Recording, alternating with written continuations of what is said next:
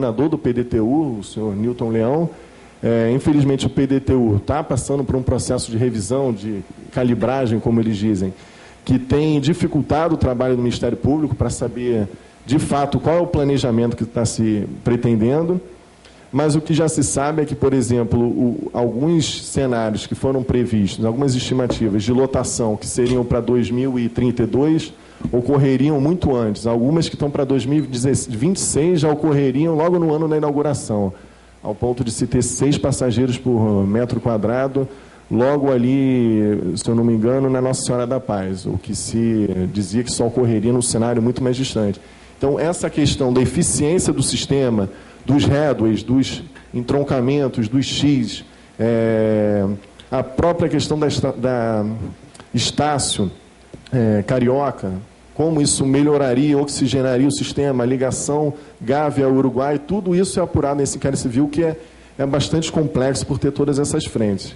E agora, esse novo impacto, que o próprio MP lá atrás, o GAT, confiou nas informações, obviamente, desse impacto geológico, digamos assim, no solo, e com esse incidente ocorrido no dia 11, isso, obviamente, chamou nossa atenção.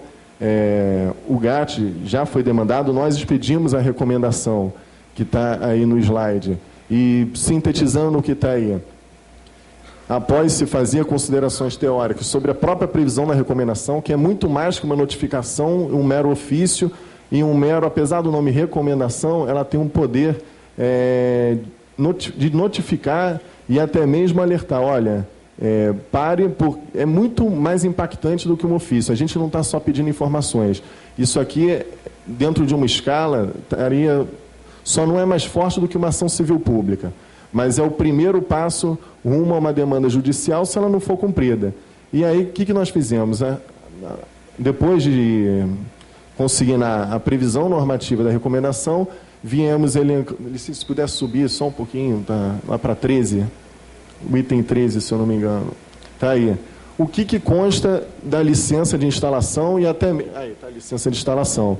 E dos pareceres. Por quê? Porque, como esse licenciamento ele seguiu os trâmites e o conteúdo de um licenciamento sujeito à EARIMA, a resolução CONAMA 1 de 86, que tem, pela jurisprudência, eficácia normativa de norma federal, ela estabelece a necessidade de um diagnóstico profundo, de um prognóstico e de medidas mitigadoras e compensatórias, quanto a todos os impactos relevantes de um projeto. Então, na recomendação, nós já chamamos a atenção para o fato de que essa mensuração das vibrações durante as obras e esse programa de monitoramento de ruídos, juntamente com... Pode descer mais um pouquinho, Vicente, por favor. Com a utilização moderada dos equipamentos, pode até descer mesmo, o plano de programa de monitoramento de ruídos e vibrações, monitoramento do lençol freático e monitoramento de recalques, isso tudo é condicionante da licença de instalação, justamente por seguir o licenciamento sujeito à EARIMA, que tem essa preocupação adicional em projetos e empreendimentos com impacto significante. Então, após tecermos essas considerações e falarmos dos artigos da Constituição, inclusive ressaltando a possibilidade de responsabilização administrativa, civil e até mesmo criminal, trouxemos precedentes dizendo, olha, a responsabilidade civil objetiva na área ambiental, ela também se aplica para o meio ambiente urbano, porque faz parte do conceito maior de meio ambiente. Ressaltamos, obviamente, mais acima, que o que está em jogo também não é a tutela em abstrato e teoricamente do meio ambiente urbano, mas sim de vidas, o maior bem jurídico aí periclitando e que nos preocupa são as vidas humanas, obviamente o patrimônio público, mas a segurança, a integridade psicofísica das pessoas, não é só a vida, mas é poder ter a tranquilidade de dormir e saber que vai acordar no dia seguinte tudo bem, e, enfim, é mais ou menos isso que a gente chamou a atenção, não é uma discussão teórica sobre estudo, mas o que está subjacente a isso tudo. E aí nós salientamos que precisamos saber da exata delimitação da área de influência direta e indireta desses impactos. É um prognóstico dos impactos com a sua correlata e segura valoração, gravidade, probabilidade, recorrência e mitigação. E aí, no final, nós fixamos um prazo de 15 dias, que eu estava vendo aqui pelo recibo, eles foram notificados no dia 26, a Rio Bar no dia 28, Para Rio Trilhos, que foi 26, termina hoje até as 6 horas da tarde. Por isso que eu pedi até para a técnica do GAT ligar para o Ministério Público para saber se esses documentos foram entregues. Quanto ao monitoramento antes do dia 11 de maio, ou seja, todos os relatórios de monitoramento... Pode descer mais um pouquinho, Licínio, por favor. Embora seja relevante também, William, mas porque a ouvidoria e a provocação foi, e até pelo episódio, só agora em Ipanema, mas a pretensão também é ampliar até mesmo para interpretar isso aqui como um alerta. Então, fechamos no prazo de 7 dias, a contar do recebimento da notificação, nós pedimos relatórios de Defesa Civil, CREA e INEA, que nos atestassem, e firmados por profissionais e equipe técnica especializada, a situação, o prognóstico e o que vai ser feito. E em 24 horas são os documentos legais, a partir de sua confecção, que atestam a possibilidade do seguro e regular prosseguimento. E no final nós chamamos a atenção, o que já decorre da lei, mas reforçamos uma espécie de constituição in mora, para que se observe fielmente, né, as recomendações, medidas e contingências e cautelas constantes dos estudos, relatórios e laudos técnicos confeccionados nos moldes dos itens anteriores, informando amplo efeito direto e indiretamente impactados sobre o diagnóstico, prognóstico e medidas mitigadoras afetas à execução das obras. Cientificamos o INEA, pode descer, sim, por favor, está aqui no final, só subir, sim, por favor, última vez. E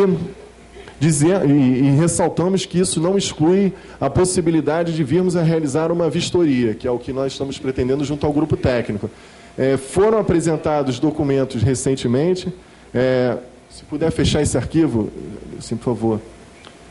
E isso de baixo é um ofício digitalizado da Rio Trilhos. Pode descer aqui, por favor, assim. E aí esta companhia providenciará a apresentação dos documentos requisitados, com relação ao 17.3, tendo em vista o prazo imediato. Aí se ressaltou que naquela via, que o projeto está em elaboração, o detalhamento final, incluindo os pontos de injeção, será concluído após o término das prospecções. Estas injeções de recompressão visam restabelecer o nível de confinamento do maciço existente antes do evento e permitir total segurança e prosseguimento. Assim, desde o dia 28 de maio, antes de serem retomadas as obras com início das injeções, é necessário realizar prospecções da rede de utilidade pública. Aí já vai fechar o ofício, pode descer um pouquinho. As obras de implantação observam a máxima cautela, todas as recomendações. E no dia 9 foi apresentado um novo ofício, que está aqui, também da Rio Trilhos, e aqui se ressalta que é em conjunto com a concessionária Rio Barra, e foi apresentado um projeto confeccionado para execução dos trabalhos de recuperação do subsolo da Rua Barão da Torre, mas não foi apresentado nenhum laudo subscrito por engenheiro, ou do CREA, ou da Defesa Civil, e hoje nós esperávamos até que o Estado... isso que eu ia falar daqui a pouco. Nós esperávamos que algum representante do Estado, da Rio Trilhos, da concessionária, nos apresentasse até aqui mesmo, já que o prazo coincidentemente terminou hoje. Os técnicos do GAT vieram aqui. Só deixa eu concluir, se os senhores puderem deixar eu concluir. Nós esperávamos que fossem apresentados esses estudos, esses relatórios, esses laudos. Vamos requisitar e, obviamente, não dá para prosseguir. Se tivermos indícios de que está prosseguindo sem esses estudos, é caso de paralisação. A preocupação imediata do Ministério Público, e esse é o objetivo principal, é que o risco não se tenha um mínimo risco, ou seja, que primeiro, que a população tenha total conhecimento dos riscos a que está sujeita, e aí é uma questão de transparência, ampla publicidade, e segundo, que a obra prossiga independentemente de qualquer cronograma. Nenhum cronograma pode estar feito, nenhum projeto olímpico que seja, qualquer, pode estar acima da segurança desse projeto e do seu regular prosseguimento, até mesmo a gente está falando da fase de obras, mas será que na fase operacional esse método construtivo também vai apresentar algum problema?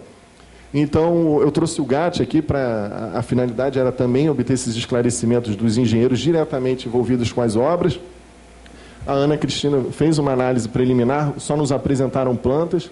Eu vou passar rapidamente a palavra para ela e depois, eu acho que até os senhores podem interpretar melhor do que eu essa planta que nos apresentaram aqui. Mas eu vou passar para a Ana. Bom, boa tarde, eu sou do GAT, sou engenheira civil, e pelo que eu escutei, né, da mesa, inclusive, a maior preocupação lá de Ipanema, da Associação de Moradores, é com a integridade dos prédios, né? Teve uma questão que a gente não, realmente a gente não tem a informação, né, sobre a investigação que foi feita, como o professor McDowell falou, que é fundamental para uma obra dessa importância, que seja feita uma investigação completa. Apesar de já se conhecer essa característica geológica dessa área de transição, mas, pelo que eu entendi, pelo menos não foi apresentado, não foi feita nenhuma modelagem para a gente conseguir entender como que o solo, como se comportaria o solo no momento em que fosse feita essa escavação, inclusive como que poderiam ser afetadas as fundações, tendo visto aqui a profundidade é relativamente rasa, né, segundo foi levantado aqui. Então, eu acho que o que falta é, se os especialistas estão dizendo que garantem que essa obra não tenha problema, que esteja sendo feita de acordo com todos os critérios de segurança que poderiam ser adotados, então, com base em que isso daí foi concluído? Com base em que estudo técnico que isso daí foi concluído? Então, não adianta ficar discutindo se está profundo, se não está profundo, metodologia, etc., se a gente não tem a informação que baseou o projeto executivo, né? E dentro dessas informações, coisas básicas, como que tipo de investigação que foi feita, que modelagem foi feita para considerar principalmente essa zona de transição. Então, não tem muita informação que a gente não tem para poder ter uma decisão em cima disso, né? Então, isso daí, vários outros aspectos, acho que vão aparecer aqui também hoje, e eu acho que isso é fundamental. O que eu vi, pelo menos pelas informações que tem no inquérito, não tem nada a ver, está muito aquém do que o professor McDowell apresentou, então que apareçam essas informações para a gente realmente poder dizer, não, a obra pode continuar a 12 metros de profundidade, está seguro, não está seguro, os prédios, o monitoramento dos prédios estão sendo feitos, monitoramento de vibração, do lençol freático, de recalque, está tudo sendo feito e acontecendo de acordo com o previsto. Então, acho que isso é o fundamental, acho que é isso que o Ministério Público vai pedir com relação à questão técnica, né? Então, esperamos que, enfim, e pela urgência, isso não é documento para ser apresentado em mais 30, 20, isso aí é para no máximo mais 48 horas além do prazo.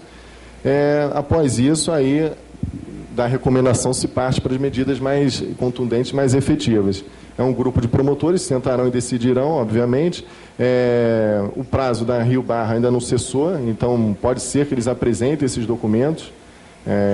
Esperamos que apresentem para essa análise técnica do GAT, que não vai excluir até mesmo a possibilidade, se os técnicos assim entenderem, de uma vistoria. Pedimos, e aí também a finalidade não é só uma prestação de contas, que eu acho que isso é normal, tanto para todo servidor público quanto agente público, mas a finalidade também é que o Clube de Engenharia e a sociedade civil em geral, obtendo esses documentos, que nos encaminhem, sabendo que a recíproca também é verdadeira. O que tiver no inquérito civil será disponibilizado para as associações e para os engenheiros, enfim, para o Clube de Engenharia, para todas as organizações, órgãos de classe. Então, acho que era basicamente isso. Essa planta foi o que foi apresentado, parece que é a única planta que esclarece alguma coisa, mas no diagnóstico, relatório, não foi apresentado. Eu não sei quem... Você pode? Então... A planta, a gente não teve tempo de analisar, mas vocês podem ver lá em cima e embaixo tem duas áreas marcadas. São exatamente os trechos que desabaram. Então ali fala ali, preenchido com concreto, que é o trecho da... Olha, nessa área aqui,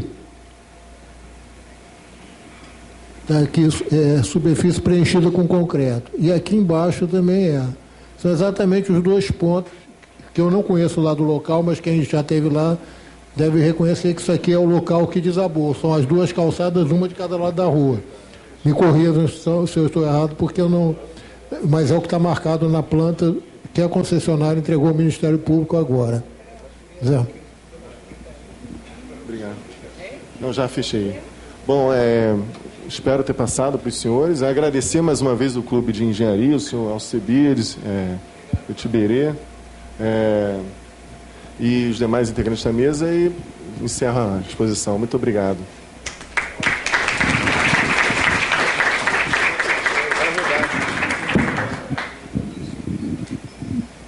Nós já temos alguns inscritos, está aberto para inscrição. Convidar o geólogo Cláudio Amaral para falar, depois o engenheiro Alberto Ortigão, depois o engenheiro Licínio. Mais alguém?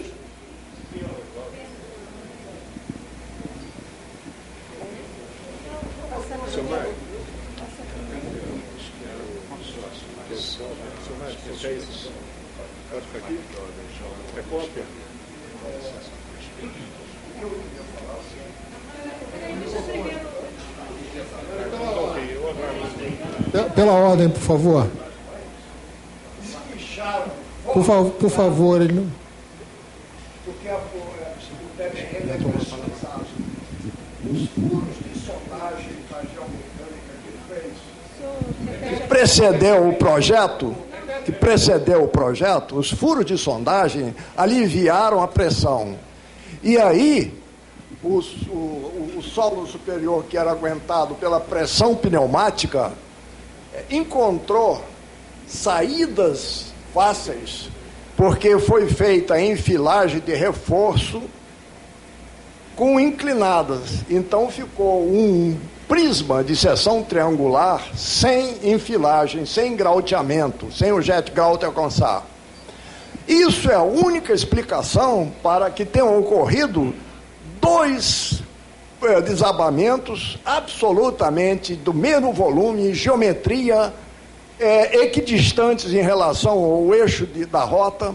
Pois bem, agora, o que mais me impressiona e que é importante que nós viemos aqui hoje pedir uma alteração no diálogo, porque o consórcio negligenciou, por exemplo, esse fato desses esguichos, que depois, no dia, isso foi constatado depois por todo mundo, no dia também houve essa perda de pressão, e aí o que estava sustentado desceu geometricamente, Gal. É a única explicação pela simetria, única. E, no entanto, nós recebemos panfletos falando coisas absurdas, como falha geológica, com coisas absolutamente impensadas, até trocaram o sistema, porque lá no consórcio eles me deram o vídeo da máquina. A máquina tem a retirada de material por baixo, eles fizeram que houve um bloco que se desprendeu por cima. Então o que acontece é o seguinte, eu tenho um comentário que o meu vizinho aqui estava falando, eu peço a ele para dizer, porque é importante que não sou só eu que estou aqui. A grande coisa é o seguinte, quer dizer, nós entramos no Ministério Público em setembro. Por quê? Por falta de